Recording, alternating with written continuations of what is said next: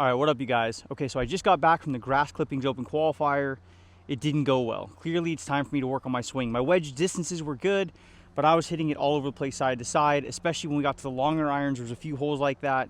It was just bad. So I got to go back to working on my technique now. Hadn't been focusing on it for a while. And I have my natural swing, and I have the swing I like to make. So my natural swing, what I tend to do, quick version, is I stand pretty close, closer than I want. I have an early turn where my hips and chest spin very quickly and my arms are very slow going back. When my arms do start going back, my arm pulls behind me. This is called abduction and this is called internal rotation. I do both, which leads more to a flying elbow or a chicken wing at the top of my swing. Makes me get more across the line, which I don't care I get across the line, but my arm stays stuck behind me in the downswing and I get very steep. Here's where my problems start. When I get real steep and my arm gets stuck behind me, I start to tilt back and I start to stand up or early extend because those motions get the shaft shallowing out back on plane. But now my body can't turn and my face, if you watch my club face, starts shoving open. And now I have to flip my hands at the bottom and now I have a bunch of timing. Remember, the way you measure a golf swing is by your fundamentals. Your ability to control your low point, your face, your path, your contact on the face, and your speed/distance control. Well, I'm good at 4 of those things. I'm good at my low point, I'm good at my path, I'm good at my contact, and I'm good at my distance control, but I am terrible at controlling my club face because I get steep, tilted, stand up, and then I'm flipping. The difference between coming in with an open face and having it say 5 degrees open, or slamming it square, or slamming it too close and hitting a hook is absolutely nothing when we go from here to here and we're closing the face very quickly. Think about it like this. I know it's not exactly this math because we're swinging on an arc, but if my face was straight up and down in the downswing, some people have different club faces, but if my face was straight up and down in this position in the downswing, by impact, my face has to close down 90 degrees to go from straight up to square with the target. That's from 3 feet before the ball to impact. Well, the more your face gets open and the more you slow down your body and flip your hands over, the more you increase that timing. Versus when your face is more square, and more importantly, you can keep your body rotating, you can make that face more passive and you have less timing during your swing, which means you can control the face. So again, that's the element I need to get better at. Now, there's different things I do in my swing to get better at it, but when I make a normal swing, which is what I'm gonna make right now, again, my arms will get behind me, I'm gonna get steep, I'm gonna stand up and tilt. I'm not gonna try, it's natural to me, I'm just gonna make a normal swing, but that's what's gonna happen.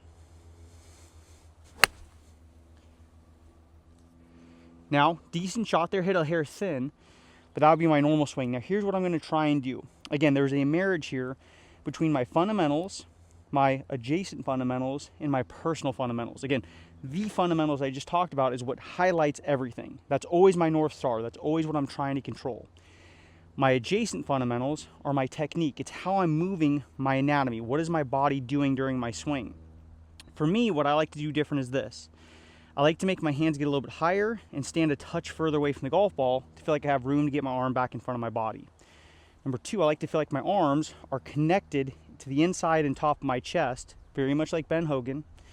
From there, I like to feel like I am dragging the club back so it stays more outside my hands, but more importantly, so I can feel like I'm staying connected.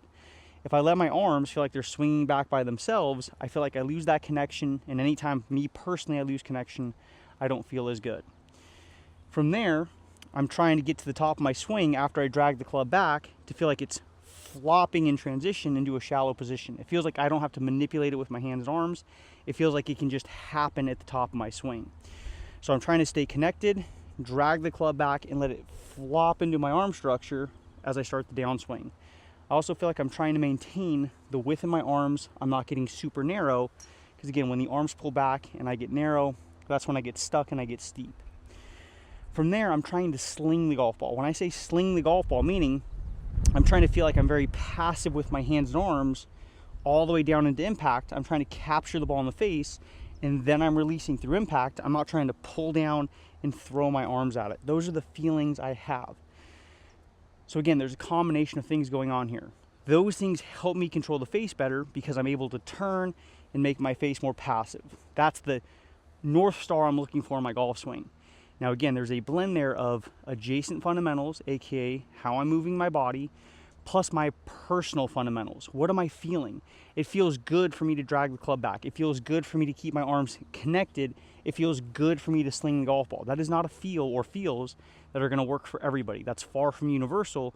But for me, those things I need to feel in my swing to feel like I'm making a good move and to make my swing feel solid to where I have confidence in my shot and to feel like I have control of my face. Now, again, what I'm really just trying to do is get more shallow and rotate. Those are the things with my body I'm trying to do to give myself better control of my club face. So those are the things I'm going to focus on. What I'm going to do here is I'm going to hit a couple more shots, but I'm going to video my swing. We're going to break it down technically so I can see the differences. And if I had to summarize it visually what I'm trying to do, I'm basically trying to have a blend of Ricky Fowler when he first came on tour meets Ben Hogan. Kind of more setup elements that Ben Hogan has, more of the backswing that Ricky Fowler has, and then the downswing elements that Ben Hogan has. That's kind of visually what I'm looking at in my brain. It doesn't have to be an exact replica, but visually that's what I'm trying to do. So that's going to be my project for the next month or two. Let's get to it. All right, you guys, let's go ahead and step into the classroom real quick. And sorry for being so close to the camera, but I want to make sure we can see a little comparison of these two swings. So first, let's go ahead and just let it play through. Just kind of see the difference by looking back and forth. The swing on the left is my original swing. The swing on my right is the one I'm trying to adjust to. And let's kind of spot out the differences. The first thing that kind of stands out to me, if we just go back to that closing frame, I mean, just look at how different my finish position is here. This shaft, very much like Ben Hogan, is parallel to the ground in the follow through. This one is much more steep and much more vertical, like Colin Montgomery in the follow through. And the reason being is players who get more steep and players who stall out more in the downswing, so I get much more steep in this swing over here versus this one's much more shallow. Players who get more steep are going to get more tilted with their body and they're going to have less rotation by impact. So if I kind of scroll down and we get to impact here, you can see that this chest is more rotated, a little bit more left butt cheek here. On this one, there's less shoulder tilt, where this one, there's more shoulder tilt. And if I go ahead and keep going through, what you're going to notice is that swing on the right, you can see my body keeps turning. This one, my body slows down its rotation. And look where this club exits on this one. The club is going up through my shoulders with a wedge. That's more of like a driver. That'd even be high for a driver, but that's more what you should be doing with a driver, not a wedge. Versus if we look on this one, the club is starting to appear down here more through my ribs. I'll take it one more frame forward so we can kind of see that club is much more below my shoulders in this direction, where on this one, it was at the very top of my shoulders. Again, why did that happen? Because my swing direction was more to the right. And why was it more to the right on this first swing? Because I stopped turning, I had more tilt in my shoulders, and that flings that club high into the right. When that club exits very high into the right above the shoulders, it's going to loop into a very steep follow through. Versus when the club starts exiting very flat and shallow over here, it's going to loop around the body very horizontal to the follow through. Again, watch somebody like Colin Montgomery. His shaft is very steep during his swing, like this swing over here. You watch somebody like Ben Hogan, who gets very flat. The club is going to wrap around the head into a much flatter position, just like this one, versus this one is when you have a steep golf swing without a lot of rotation. So that's kind of the first thing that is just obvious to point out, because you can kind of see that at least from a mile away. You don't need a really refined eye to look at it. Now let's look at some of the difference here as we start to progress during the swing. So first, on the first swing over here, the original, I stood just a little bit closer to the golf ball, not trying to, just what feels natural to me. On the second one, I gave myself just a little bit more space. That way my arms could feel like they're more in front of my chest, less on the side of my chest. Also, this one has a slightly weaker grip. Anytime I turn my body more level, again, when I scroll over here to impact, when I say level, meaning my shoulders are very steep in this swing versus this one, it's getting more level in this direction. When I turn my shoulders more level, it's easier to close down the club face, so I need a weaker grip to facilitate that. So those are the two things to me that stands out at address. And all things being equal, a weaker grip like we have on this swing tends to make your shoulders and your forearms get a little bit more open to the left. That just naturally happens. Like if I had a stronger grip, it would twist my alignment more to the right. So that's the first thing that stands out, pretty much the only setup differences. Now, as we take the club back, like I said, I like to feel like I'm dragging the club back more which you can see I have less wrist hinge from this swing to this swing. The club's basically on the same plane, but you can see how there's less wrist hinge, which is why that club hasn't set as early in the backswing, because I feel like I'm dragging it back more. Not a huge difference between the two, but this one feels a little bit more comfortable with me because it helps me feel like my arms are connected to my body, versus this one, even though it still has connection, feels less connected to me. From there, if we keep going back, this is where we're going to really start to see the differences. Look at the swing over here on the left first. If we keep scrolling back, we can see that shaft is working steeper, and eventually at the top of the swing, it gets a little bit across the line. Nothing tremendous, but if this would be on plane or in line with where I'm aimed, you can see that club is aimed a little bit across the line, a little bit to the right, because this elbow is flying back just a little bit. Is it a terrible position? Not at all.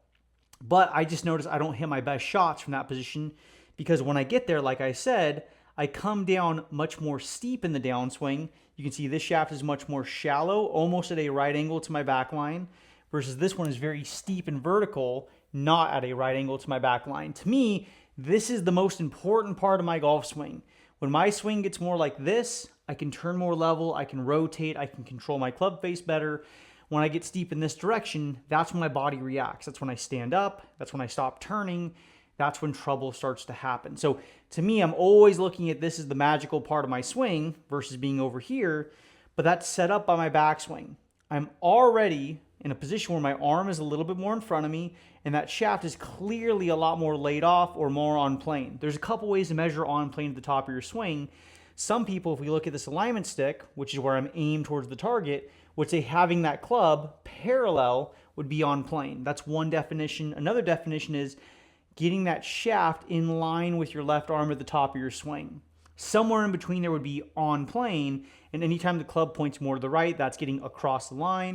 And anytime the shaft starts laying down flatter behind you, that's called getting laid off.